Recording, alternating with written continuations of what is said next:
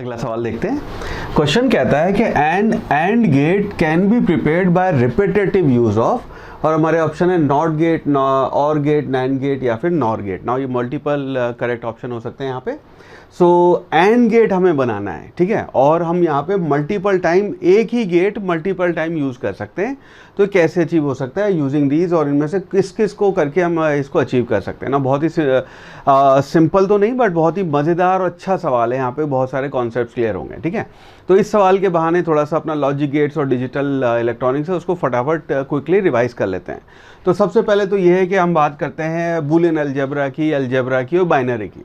तो जब हमने बात की थी अलजेब्रा की, तो अलजेब्रा में हमने कहा था कि 1 + 1 2 होता है।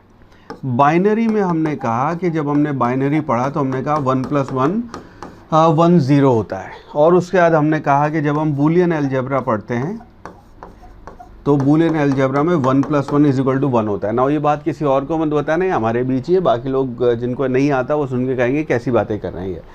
1 + 1 2 हो गया, कभी 1 0 हो गया, कभी 1 हो गया। नाउ दिस इज़ हाउ अपने अलजेब्रास वर्क, ठीक है। तो ये हम यहाँ पे बूलियन अलजेब्रा की बात कर रहे हैं कि 1 + 1 जो है उसकी वैल्यू 1 होगी, और यहाँ पे हम लिखते हैं 1.0 मल्टीप्लाई कर रहे हैं उसकी वैल्यू 0 होगी, और 1.1 जो उसकी वैल्यू 1 होगी। ये अपने बूलियन अलजेब्रा के कुछ बेसिक्स हैं। उसी के साथ साथ एक बार डी मॉर्गन थ्योरम है उसको भी फटाफट यहाँ पे क्विकली रिवाइज करते हैं, और उसके बाद गेट्स की बात करेंगे फिर, ठीक है। तो अगर हम यहाँ बात करें लेट्स से आपका डी मॉर्गन थ्योरम की, तो डी मॉर्गन थ्योरम जो है it says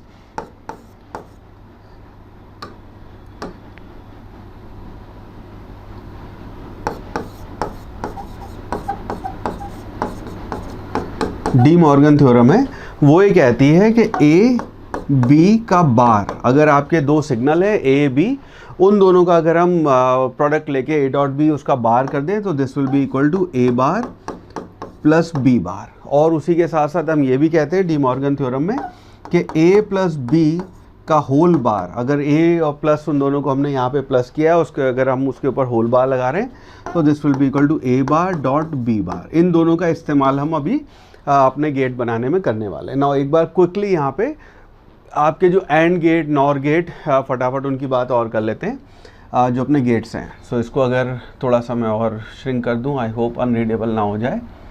so let's keep it this way, alright, fair enough, alright.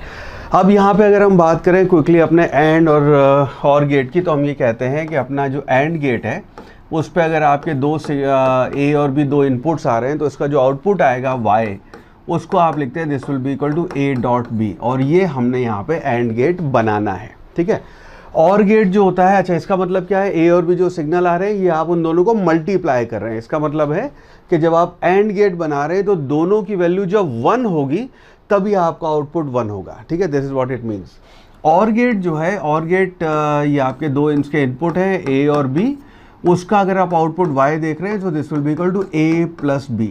A+B का मतलब ये हो गया कि आपका दोनों में से कोई भी अगर 1 है, तो हमने जैसे यहाँ पे किया था कि 1 + 1 = 1, और यहाँ पे हम लिख सकते हैं 1 + 0 is also equal to 1।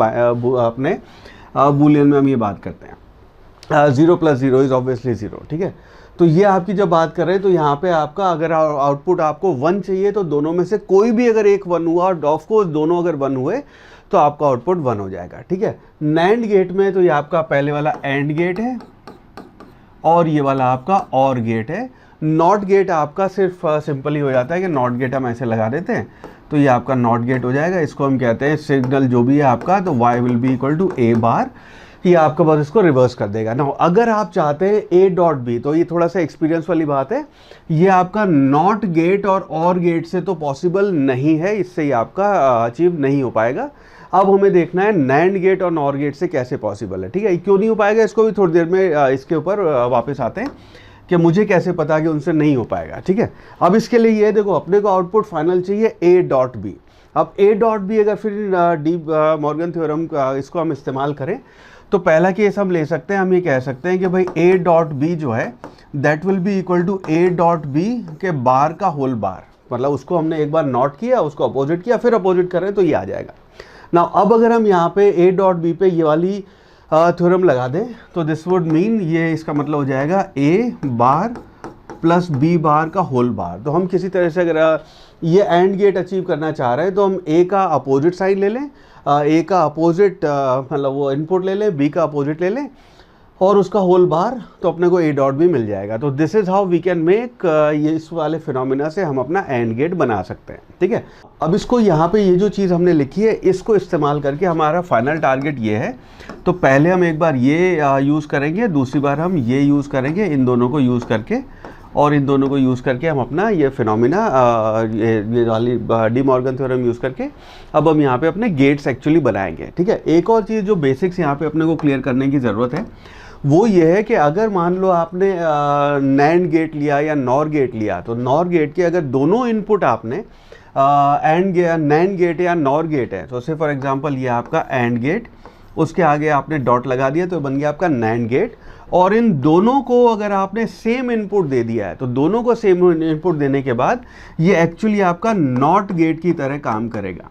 Similarly अगर आपका नॉर गेट है, उस नॉर गेट के अगर आपके इनपुट दोनों सेम हो जाएं तो ये अगेन आपका नॉट गेट की तरह काम करेगा, बिकॉज इसके दोनों इनपुट सेम हो गए तो आपका जो फाइनल आउटपुट आएगा वो नॉट गेट की तरह काम करेगा। नाउ अब इन दोनों को और इन दोनों को यूज़ करके ये फिनोमिना यहाँ पे क्रिएट करने की कोशिश करते हैं। नाउ पहला अगर हम देखें तो हम चाहते हैं ए प्लस बी है, इसका हम चाहते हैं कि ए डॉट बी जो आपका वो है ए डॉट बी, उसका हम यहाँ पे नैंड बना रहे हैं। तो पहला केस हमने लिया कि ये आपका एक नैंड गेट और आपका इनपुट ए और इनपुट बी, नैंड गेट से आपका A dot B bar achieve हो गया।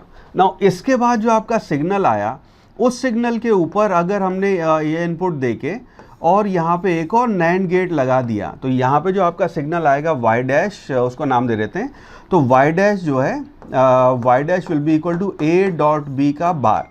उसके बाद यहाँ पे आपका एक और नैंड गेट लगा दिया, नैंड गेट इसको नॉट कर देगा, सो यहाँ जो अपना आउटपुट आया वाई डबल डैश, तो Y double dash will be equal to A dot B जो ये आया उसका बार का बार, और यहाँ पे ए डॉट बी के बार का बार एक्चुअली आपका एंड गेट बन जाएगा। So this will be one phenomena, और ये हम सिर्फ नैंड गेट यूज़ करके फिनोमिना कर रहे हैं। तो NAND gate is one of the option जिसको यूज़ करके हमने अपना एंड गेट बना लिया है, नैंड गेट रिपीटेडली यूज़ किया है।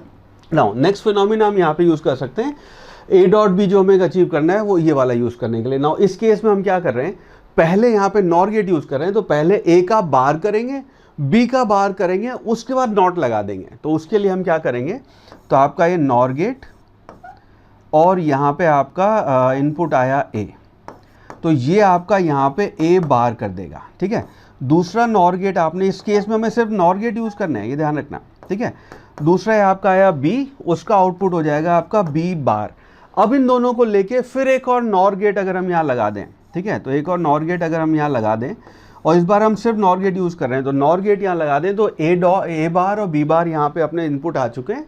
नाउ अब यहाँ पे अपने जो इनपुट आया है, अगर ये और गेट होता तो ये और गेट अपना कर देता इनपुट जो है आपका ए बार प्लस बी बार। अब क्योंकि नॉर गेट है तो इसका ये होल बार लग जाएगा। सो नाउ ए बार प्लस बी बार, ये इस एक्सप्रेशन से हमें पता है विल बी इक्वल टू आपका एंड, ये आपका एंड गेट बन जाएगा। सो इस फिनोमिना से भी आप सिर्फ नॉर गेट यूज़ करके भी आप एंड गेट बना सकते हैं। Now coming back to the original question, अब यहाँ पे अगर हम सिर्फ नॉट गेट यूज़ कर रहे हो तो सिर्फ नॉट गेट से आप ये वाली चीज़ अचीव नहीं कर सकते। सिमिलरली और गेट से हम यूज़ नहीं कर सकते ये वाला फिनोमिना, हम बुलियन एक्सप्रेशन, ये डी मॉर्गन थ्योरम वाला ये एक्सप्रेशन हम अचीव नहीं कर पाएंगे। सो बेस्ड ऑन दिस हम कह सकते हैं सी एंड डी, यानी कि आपका ऑप्शन 3 जो है, मैं सवाल को फिर एक बार एनलार्ज कर रहा हूँ, आपका जो ऑप्शन है सी एंड डी, ऑप्शन 3 जो है C and D, that would be the right answer. I hope this make sense और आई होप ये चीज़ आपको समझ में आई।